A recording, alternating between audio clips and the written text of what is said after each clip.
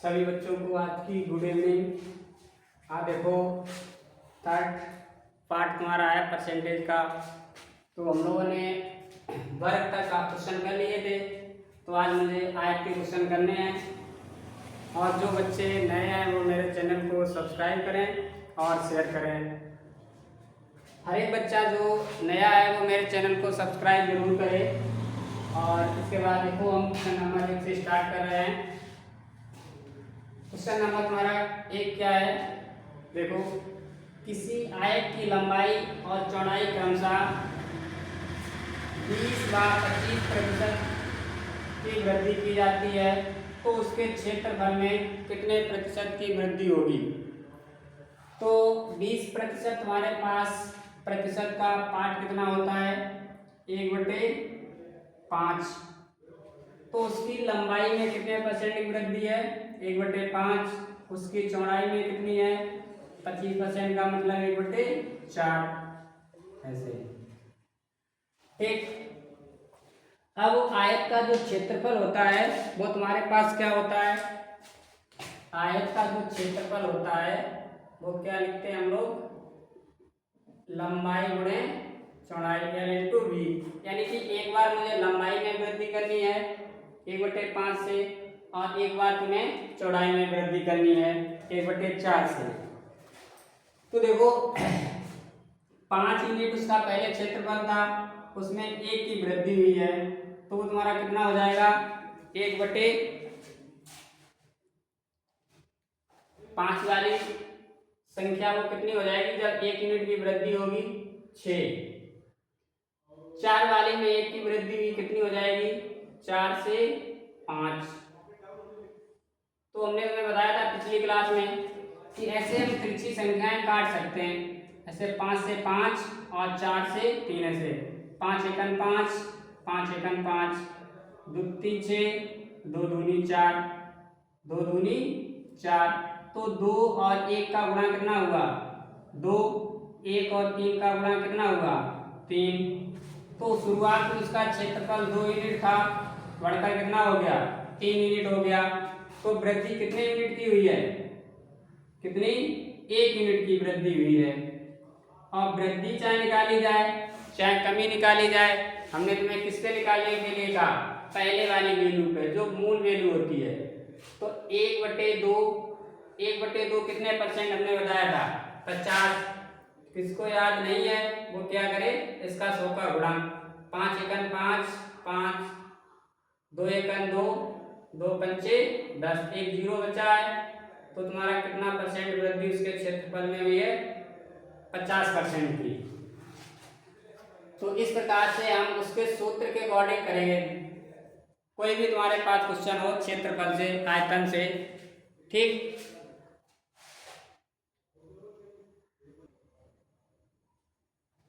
देखो second question तुम्हारे पास क्या है कि किसी आयत की लंबाई 20%, लंबाई 20% की वृद्धि और चौड़ाई में 25% की वृद्धि की जाती है, तो उसके क्षेत्रफल में कितने प्रतिशत की वृद्धि या कमी होगी? तो क्या कहा? कितने परसेंट की वृद्धि या कमी होगी? तो 20% का मतलब यहाँ पे क्या है? 1/5। तो इसमें जो तुम्हारे पास वृद्धि हो रही है 1/5 से, और 25% का मतलब क्या है? 1/4। इसमें तुम्हारी कमी हो रही है। तो 5 में 1 यूनिट की वृद्धि हुई है, तो 5 वाली चीज कितनी हो जाएगी? 6। फिर 4 में 1 यूनिट की कमी हो रही है, तो 4 वाली कितनी हो जाएगी? 3 ऐसे। चाहो तो तुम ऐसे क्रॉस कट कर सकते हो, ना करो कोई दिक्कत नहीं। देखो 4 पंचे 20, 6 तियां 18। तो यहाँ पे 20 वाली संख्या तुम्हारी कितनी? 20 जिसका क्षेत्रफल 20 था वो कितना रह गया? 18 रह गया है। तो उसमें कमी कितने की हुई है? 2 यूनिट की। कितने? 2 यूनिट की। तो मुझे परसेंटेज बताओ, यहाँ पे कमी हुई है या वृद्धि? तो कमी हुई है, तो उसका मतलब उसके परसेंटेज में भी कमी हुई होगी। तो इसको ऐसे लिखोगे 2/20 गुणे 100। तो 20 पंचे 100, तो 5 दूनी 10। कितने परसेंट की कमी है? 10% की कमी। अब तुम इसको ऐसे भी कर सकते थे कि जो तुमने लिखा है 2/20, तो 0 से 0, 2 से 2 कैंसिल हो गया। 1/, तुम्हारे पास कितना बचा है? 10। तो 1/10 की वैल्यू कितनी होती है? 10%। तो यहाँ पे हम ये भी कह सकते हैं कि उसमें क्या हुई है? 10% की कमी।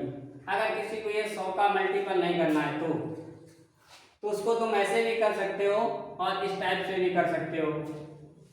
तरीके और बहुत सारे हैं। कुछ लोग x+y से लगवाते हैं, कुछ लोग 100 को मान के लगवाते हैं। तो तुम्हें जैसा सही लगे इन दोनों मेथड से वैसे करो। ठीक, देखो तीसरा क्वेश्चन।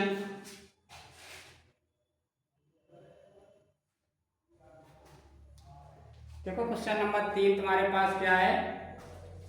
कह रहा है किसी वृत्त की त्रिज्या में 10% की वृद्धि की जाती है तो उसके क्षेत्रफल में कितने प्रतिशत की वृद्धि होगी? तो इस टाइप के जो क्वेश्चन है तुम्हारे एसएससी जीडी है, रेलवे आरपीएफ है, एमटीएस है, एनडीसी है, सारे एग्जामों में पूछा जाता है ये क्वेश्चन। ये बहुत ज्यादा पूछा जाने वाला तुम्हारा क्वेश्चन है। तो देखो इसमें लोग हम क्या आपने तो बताया, किसी के क्षेत्रफल की बात हो या किसी के आयतन की बात हो, मुझे सबसे पहले उसका क्या करना है? सूत्र याद होना चाहिए। सूत्र वृत्त का क्षेत्रफल क्या होता है? वृत्त का क्षेत्रफल बराबर पाई r²। तो यहाँ पे जो कांस्टेंट वैल्यू पाई है इसको मुझे छोड़ देना है, सिर्फ r की बात, क्योंकि उसकी वृद्धि किसमें की गई है? त्रिज्या में की गई है। तो यहाँ पे त्रिज्या को कितनी बार लिखा गया है? 2 बार लिखा गया है। तो हम त्रिज्या में जो वृद्धि करेंगे वो कितनी बार लिखेंगे? 2 बार करेंगे। 10% में पता है कितना होता है? 1/10 होता है। तो 1/10 हमें कितनी बार वृद्धि करनी है उसकी त्रिज्या में? 2 बार करनी है। कैसे? 10 में 1 की वृद्धि करो, कितनी हो गई? 11। फिर 10 में 1 की वृद्धि करो, 11। अब इसके बाद क्या करते हैं? इनका मल्टीपल, इनका करते हैं। तो ये तुम्हारे पास 100 हो गई, ये 121 हो गई संख्याएं। तो देखो हमने बताया कि कोई चीज 100 से जितने प्रतिशत अधिक होती है और 100 से जितने प्रतिशत जितनी कम होती है वही उसका क्या होता है? परसेंटेज होता है। तो 100 से ये कितनी ज्यादा है? 21%। 21। तो हम इसमें कह सकते हैं कि इसका ये कितना परसेंट अधिक है? 21%। ठीक, कितना अधिक है? 21% क्षेत्रफल में क्या होगी? वृद्धि। किसी को ऐसे नहीं समझ में आ रहा है तो हमने यहाँ पे 21 का अंतर निकाला है। 100 वाली चीज कितनी हो गई? 121। तो 21 की वृद्धि हुई है। तो 21 गुणे क्या करते हैं? 100 बटे जे वाले 100। तो फिर 100 से 100 कैंसिल हो जाएगा, आंसर कितना आएगा? 21%। ऐसे करो या तो। ठीक,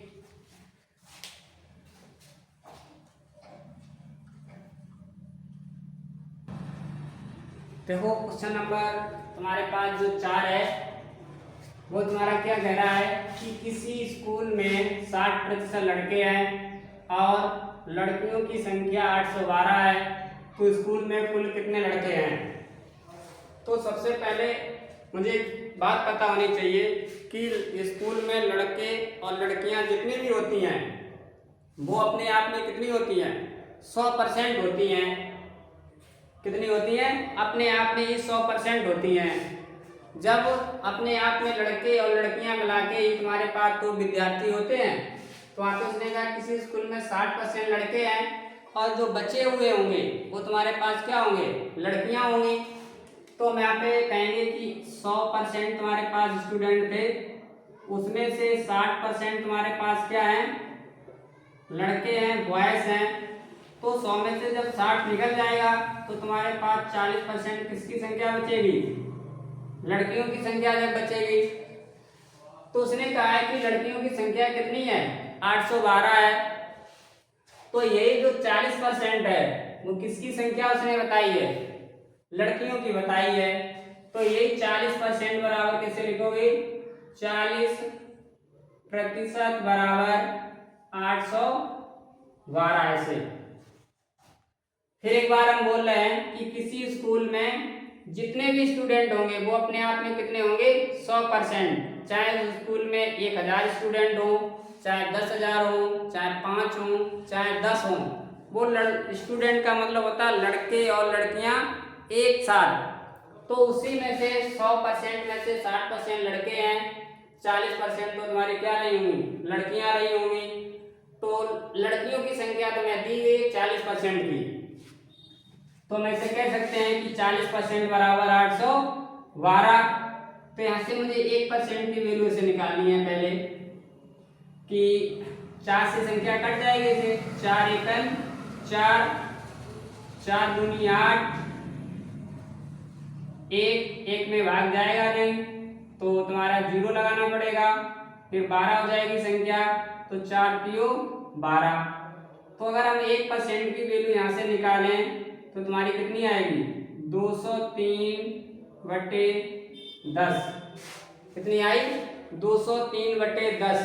और लड़के तुम्हारे हैं कितने, 60। कितने परसेंट हैं, 60। तो हम यहाँ पे ऐसे कह सकते हैं कि 1% की वैल्यू 203/10 है, तो फिर 60% की वैल्यू कितनी होगी, 60 गुणे 203/10। 0 से 0 कैंसिल हो जाएगा, 6 तियां 18 और 6 दूनी 12, तो 1218 तुम्हारे पास आएगी। अब तुम कुछ लोग ऐसा भी कह सकते हैं कि जो मेरे पास 60 और 40 है, इसी रेशियो में मेरे पास स्टूडेंट है, कैसे 60 और 40।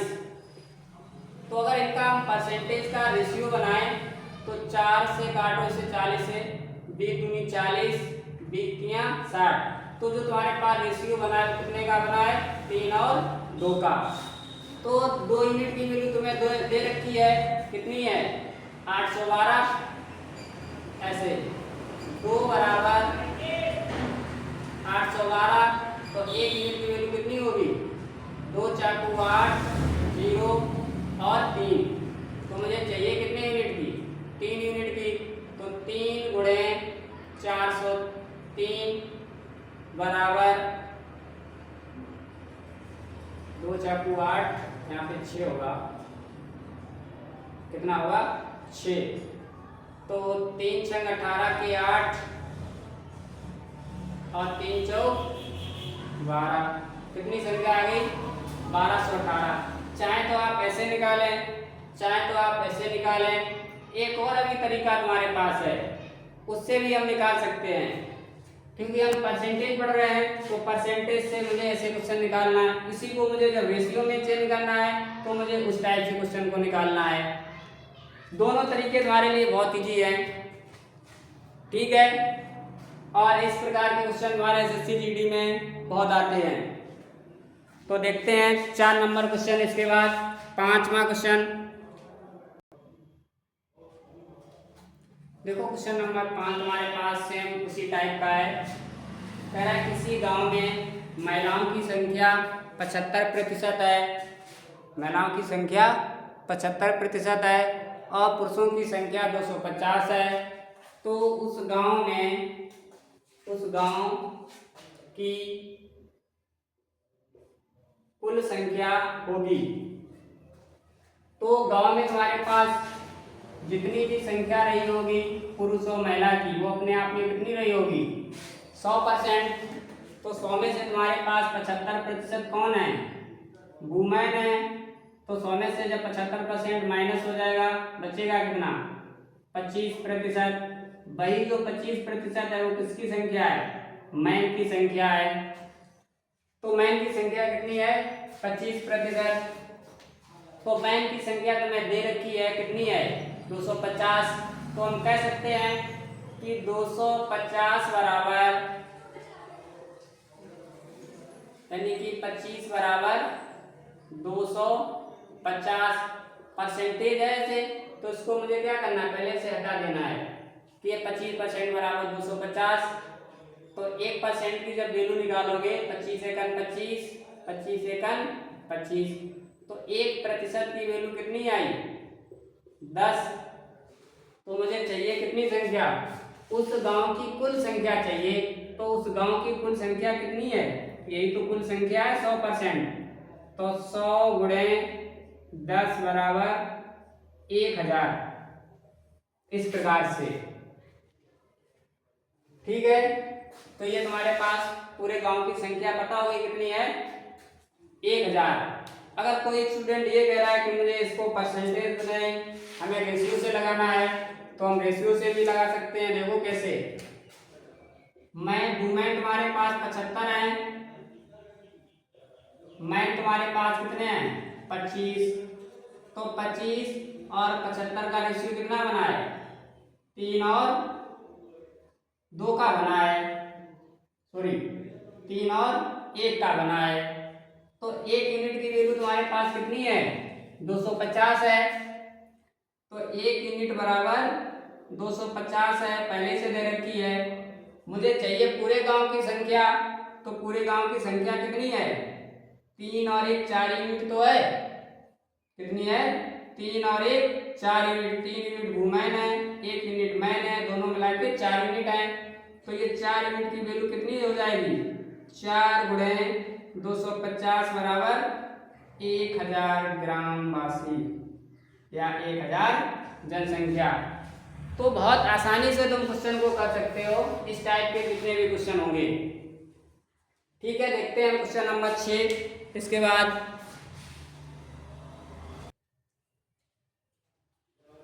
देखो एक क्वेश्चन फिर उसी टाइप का है। क्वेश्चन में बोल रहा है कि एक बगीचे में सेब और आम के पेड़ है, यानी कि उस एक कोई बाग है, उसमें सेब और आम के ही पेड़ हैं, जिसमें सेब के पेड़ों की संख्या 83% है। कितनी है, 83% है। और सेब और आम के पेड़ों की संख्या का अंतर 132 है। तो आम के पेड़ होंगे, यानी कि एक बाग है उसमें